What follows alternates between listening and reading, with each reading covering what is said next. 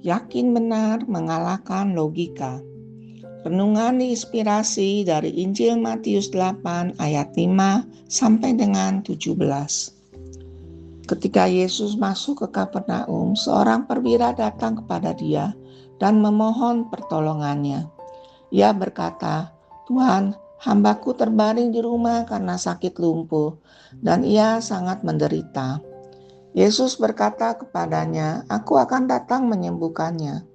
Namun jawab perwira itu kepadanya, "Tuhan, aku tidak layak menerima Tuhan di dalam rumahku. Tapi katakan saja sepatah kata, dan hambaku itu akan sembuh. Sebab aku sendiri seorang bawahan, dan di bawahku ada pula prajurit. Jika aku berkata kepada salah seorang prajurit itu, 'Pergi,' maka ia pergi. Kepada seorang lagi, 'Datang,' maka ia datang. Ataupun kepada hambaku, 'Kerjakanlah ini,' maka ia mengerjakannya." Mendengar hal itu, Yesus heran dan berkata kepada mereka yang mengikutinya, "Sesungguhnya aku berkata kepadamu, iman sebesar ini tidak pernah aku jumpai pada seorang pun di antara orang Israel. Aku berkata kepadamu, banyak orang akan datang dari timur dan barat dan duduk makan bersama Abraham, Ishak, dan Yakub di dalam kerajaan surga. Sedangkan anak-anak kerajaan itu akan dicampakkan ke dalam kegelapan di luar. Di sana akan terdapat ratapan dan kertak gigi." Lalu Yesus berkata kepada perwira itu, "Pulanglah dan jadilah kepadamu seperti yang engkau percaya." Pada saat itu juga sembuhlah hambanya. Setibanya di rumah Petrus, Yesus melihat ibu mertua Petrus terbaring karena demam. Ia menyentuh tangan perempuan itu dan demam itu meninggalkannya. Ia pun bangun dan melayani dia. Menjelang malam, dibawalah kepada Yesus banyak orang yang kerasukan setan, dan dengan sepatah kata Yesus mengusir roh-roh itu, dan ia menyembuhkan semua orang yang menderita sakit. Hal itu terjadi supaya digenapi firman yang disampaikan melalui Nabi Yesaya. Dialah yang memikul kelemahan kita dan menanggung penyakit kita. Demikianlah Injil Tuhan, terpujilah Kristus. Dalam Injil hari ini Yesus berkata kepada perwira itu, "Pulanglah dan jadilah kepadamu seperti yang engkau percaya." Pada saat itu juga sembuhlah hambanya.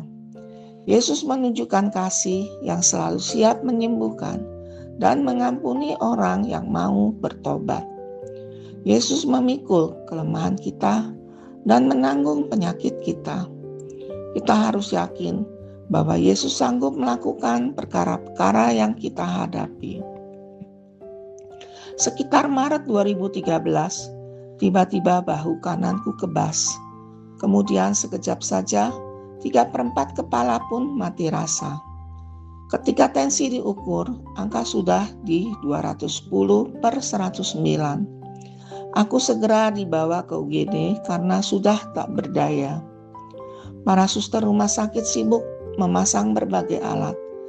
Alat tensi menunjukkan angka 239/132. Sehingga langsung dibawa ke ruang HCU. Di pelupuk mataku terlihat Tuhan Yesus yang tersalib. Dan dalam hati aku mendaraskan, "Tuhan, tolong aku."